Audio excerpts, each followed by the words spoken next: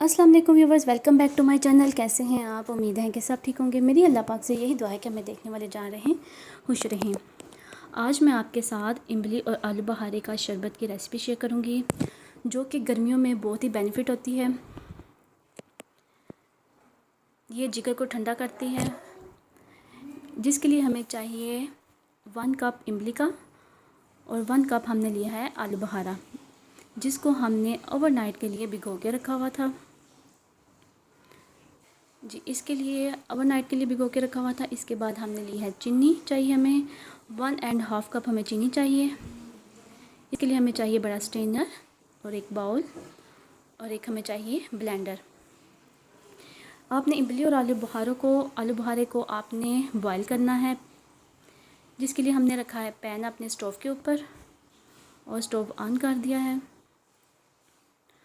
इसमें आपने डालना है पानी। हमने डाला है इसमें 1 गिलास पानी का। पानी डाल के आपने इसे 10 से 15 मिनट के लिए इसे बॉईल करना है। जब तक इसमें बॉईल आ जाए तो आपने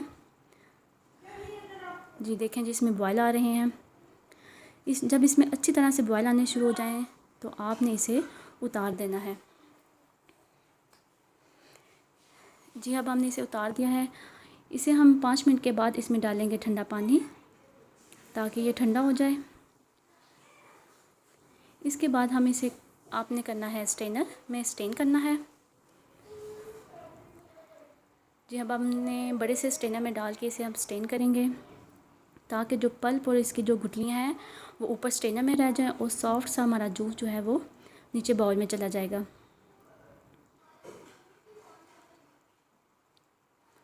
जी, अब हम जो बचा हुआ था वो भी अब सारा इसमें डाल देंगे। जी, सारा पल्प जो है वो हमारा और गुठलियाँ जो है वो हमारी सेपरेट हो गई हैं और ये जूस सॉफ्ट सा हमारा बन के रेडी है। अब आपने क्या करना है, इस जूस को आपने अपने ब्लेंडर में डालना है और चीनी भी इसमें डाल देनी है। चीनी डाल के आपने इसे ब्लेंड करना है अच्छी तरह से, चीनी जो है इसमें मिक्स हो जाए। अब हम देखें जी, माशाल्लाह से हमारा जूस बन के रेडी है। अब आपने जूस को डालना है जग में।